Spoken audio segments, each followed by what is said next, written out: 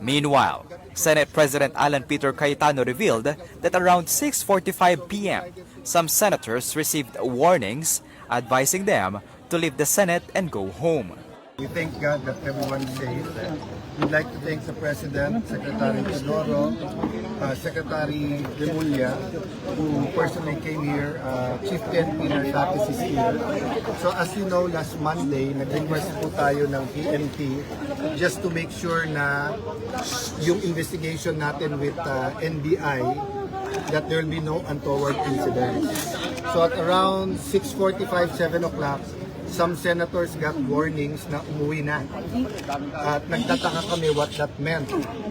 So sabi ko, please don't believe that because the last thing anyone wants is yung gulo. At around that time, we got information, about an hour before that, we got information, parating na dito yung articles of impeachment.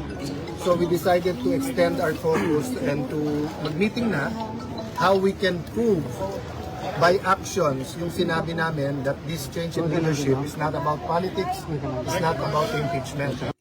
Earlier, Senate Secretary Dong Mendoza claimed that the individuals who entered the Senate were perceived NBI personnel. However, NBI Director Attorney Melvin Matibag denied that any agents were deployed to the Senate during the incident. Both Cayetano and Remulla refused to identify possible suspects.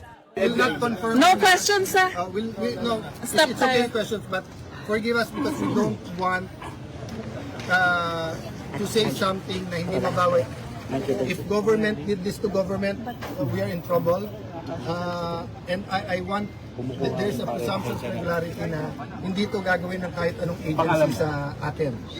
In a video message, President Marcos said no order had been issued to arrest Senator De La Rosa.